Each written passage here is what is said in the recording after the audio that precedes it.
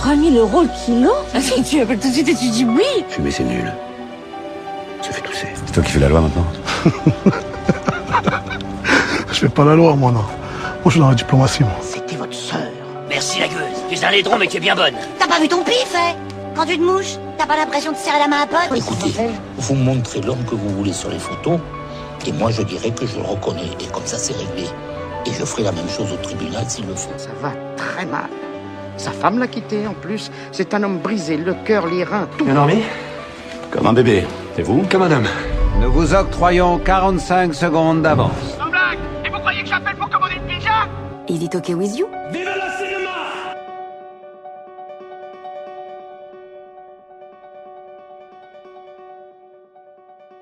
L'Instant Pur Cinéma est heureux et honoré de recevoir aujourd'hui le cinéaste roumain Tudor Giurgiu qui présente son nouveau long-métrage Libertate dans les salles françaises à partir du 21 mai 2025. Bonjour, merci de m'accorder cette interview, comment vas-tu ? Très bien, je suis arrivé en Paris et je suis très inquiet de voir la réaction publique à l'avant-première de film. On espère que ça se passera bien, mais on n'a aucun doute là-dessus. Tout d'abord, comment naît le projet de Libertate ? C'est quelle envie de se lancer dans un film historique comme celui-ci, sur un événement terriblement fort pour la Roumanie, la chute du communisme ? C'est un événement qui m'a touché beaucoup. À l'époque, j'étais adolescente. J'ai eu 18 ans pendant la Révolution. Alors, j'ai beaucoup de souvenirs. J'ai pas pensé de faire un film avant ce moment quand j'ai découvert l'histoire de la piscine de Sibiu, de cette petite ville de Transylvanie. Et quand j'ai lu l'histoire de la piscine, je le trouvais assez grotesque, assez absurde, assez bizarre.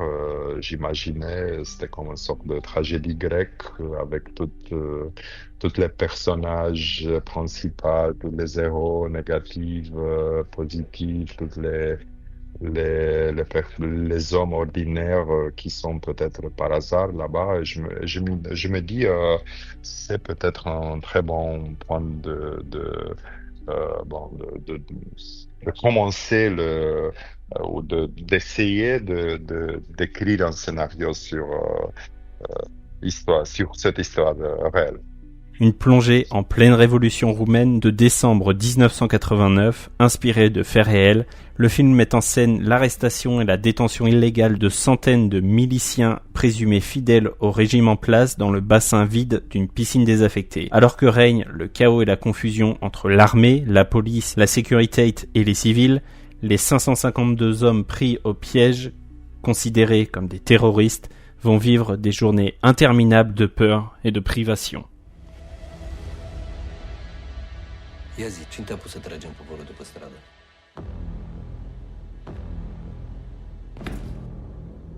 E vor libertate, știi, dar dacă le dai, habar n-au ce să facă cu ea. Nu o să mai dureze mult circul ăsta, o să liniștească toți. Știi tu ceva ce nu știi, vai? Bă, ordinul e clar. Rămânem în unitate și apărăm sediul. Deci tragem în ei? Armata! N-ați fost niciodată în popor! Toate zvonurile și minciunile au fost dirijate în strânsă legătură cu trădătorii de țară și cu cercurile imperialiste.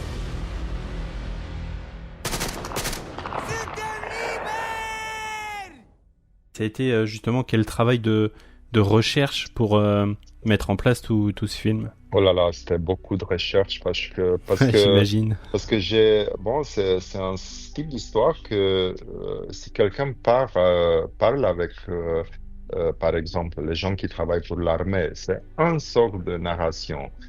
Si le jour prochain je vais parler avec les gens qui travaillent pour la police secrète, les vétérans qui sont maintenant très actifs, ils me disent une autre histoire. Et j'ai passé, c'était une recherche qui a duré 3 ans, je crois, 2 ans et demi ou peut-être 3 ans, pour comprendre qu'est-ce qui s'est passé là-bas. Et ça m'aidait beaucoup les rendez-vous que j'ai avec les gens qui ont vécu cette expérience, qui sont dans la piscine. Et aussi, pour moi, le rendez-vous que c'était le plus compliqué de faire, c'était avec une famille qui était dans une voiture et leur fils était tué. Et pour eux, c'était une expérience de cauchemar d'avoir une sorte d'étiquette comme terroriste. Et ils m'ont dit, mais on n'était pas de terroristes, mais pour 2 semaines, tout le monde dans l'hôpital, c'était de cauchemar pour eux. Et bon, après 1 heure et demie qu'on a parlé, j'ai vu que c'est assez difficile et dur pour eux de refaire ce type d'expérience, de me parler de ce qui s'est passé là-bas. Alors, ouais, alors que c'était dur. Bah oui, forcément. Et de mémoire, cette scène, justement, elle est dans le film. Ah ouais. J'ai cru voir que tu l'avais remise dans le film. Ouais. C'est une scène choc aussi. C'est une des nombreuses scènes choc du film. Ouais. Tu en parlais, donc ça a été près de 3 ans de préparation. Et c'est un projet qui t'a pris combien de temps? Je crois qu'ils ont, oui, 6 ans de travail. Wow. Mais la grand problème, c'était aussi avec ma scénariste, avec Cecilia Ștefănescu, c'était de trouver le bon point de vue. Et aussi, au début, c'était un scénario que c'était dans le point de vue de l'officier de police, mais après la période de recherche, on a découvert ces histoires différentes et je me dis, mais bon, on doit faire une sorte de type de narration altmanienne comme Robert Altman il a fait avec dans son film. Et j'imaginais une sorte de labyrinthe des histoires pour exploiter bien le chaos, la confusion qui était dans les rues, mais aussi dans la piscine. Ouais, c'est ça, l'incompréhension un petit peu de tous les partis. Ouais. 10 ans pour monter ce film-là, et un film qui est, je pense, a été récompensé à sa juste valeur, primé donc de 10 statuettes aux Gopo Awards, les Césars roumains. Ouais. Comment vous accueillez justement ces distinctions et les nombreuses récompenses qui vont suivre après dans les différents festivals? Bon, c'était important de voir que le film c'est pas local, hein, le film était présenté par beaucoup de festivals et c'est important de voir que le film était apprécié, mais aussi en Roumanie, j'aimais beaucoup le truc que les jeunes, ouais. Ils ont venu pour voir le film. Ils ont appris à l'école une sorte de quelques trucs sur la révolution roumaine, mais que la narration triomphaliste, hein, le peuple roumain abattu, et bon, c'est la fin de la dictature. Mais la situation était plus complexe, et ils ont vu le film et dit waouh, pour eux c'était vachement très intéressant de découvrir tout ce type de layers. Bon, la complexité de la révolution, aussi la complexité de société. Et aussi, je crois que pour les Roumains, c'est important aussi de parler de la culpabilité de l'armée pendant la révolution, parce que pendant des décades, c'était une sorte de sujet tabou. Qu'est-ce que l'armée fait pendant la révolution? Et la vérité, c'est qu'ils ont tué des jeunes innocents. Et Liberté, donc, c'est un film fort, un film puissant, marquant, avec de nombreuses scènes violentes, des exécutions, entre autres. On en parlait. Comment est-ce que, justement, tu as trouvé la force de raconter un récit aussi fort, que ce soit pour toi et pour ton pays? Et pourquoi ce choix, justement, de montrer cette violence à l'écran? J'ai regardé beaucoup de films qui sont sur le YouTube et aussi des autres cassettes vidéo à l'époque. Et ce type de violence gratuite, ça me touchait beaucoup. Et bon, j'ai des souvenirs à l'époque. Et pour moi, c'était incroyable que les gens parlent très fort. La violence, c'était viscéral. Quand j'ai parlé avec les jeunes soldats, ils me disent qui sont dans à l'unité militaire, il me dit tu dors, mais on a été très violent parce que on a eu peur de notre vie. Alors c'est une question de vie et mort. Ouais. Et j'essayais de le faire, j'essayais de n'exagérer, je veux pas faire des scènes très expressionnistes avec beaucoup de sang et tout ça, mais ça, ce que s'est passé là, dans ce jour, alors. Place maintenant à l'instant réminiscence. Le roi répudie la reine, la vieille épouse le perroquet, César devient roi. Je l'épouse et me voilà reine.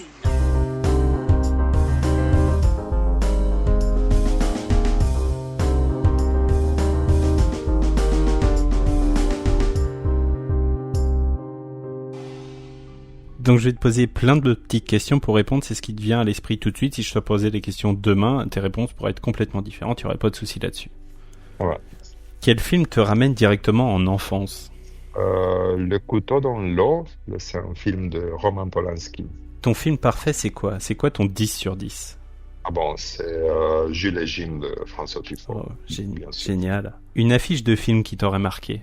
Clockwork Orange, Stanley Kubrick. Tes dernières larmes au cinéma, c'était pour quel film si tant est que tu pleures au cinéma ? Ah, c'était L'amour ouf, le mélodrame de Gilles Lelouch. Oh, trop bien, trop beau. Ton dernier film vu au cinéma, justement ? J'ai vu au cinéma... Je crois que j'ai vu Sinners de Ryan Coogler. Oui, excellent. Excellent film, non ? Ta matière préférée à l'école, c'était quoi ? C'était... chimie. Ok. Non, c'était pas chimie, c'était la littérature. Ah. Non. Ça c'est sûr. Le deuxième, c'était chimie. On va changer d'univers, je vais t'amener dans le mien. Ton dernier repas, c'était quoi ? C'était une sorte de salade de avocado avec des shrimps. L'aliment ou le plat que tu n'aimes pas ? Le plat que je n'aime pas. Andouillette, ça c'est sûr. Plutôt thé, café ou chocolat ? Café. Petit déjeuner sucré ou salé ? Sucré. La dernière, ton plat préféré ? C'est une sorte de lomo saltado. Ok, qu'est-ce que c'est ? C'est de viande, mais c'était très bien cuit, Peruvian style. C'était super. Est-ce que tu as déjà des projets pour la suite ? Oui, je travaille maintenant sur un documentaire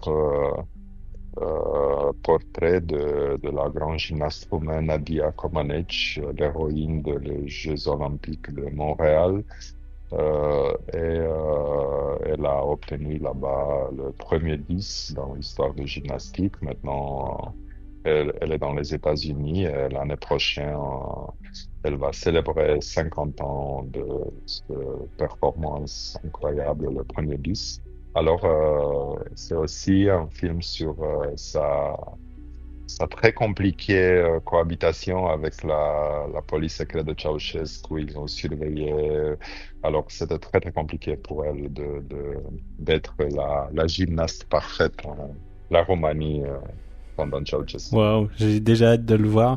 Pour rappel, voilà Libertate, ton tout nouveau film dans les salles françaises à partir du 21 mai de cette année 2025. Merci infiniment de t'être prêté au jeu. Merci pour ton temps. Merci pour ce film. Merci. Et je l'espère à très bientôt. Merci. Au revoir. Et y a quelqu'un ? Non, y a personne. Ah bon ? Je vous l'avais dit que vous me le paieriez. Payeriez. Je vous l'avais dit. Désarmez-les et récupérez Nico. C'est pas moi. C'est qui alors ? J'ai vu, je sais qui c'est, mais je dirai rien. Vous savez découper une sole, un loup, un turbo. J'ai des notions mécaniques. Bon, tout le monde règle sa montre. Mission, quelle heure est-elle ? 14h12. Midi 5, parfait. Arrivée d'air chaud.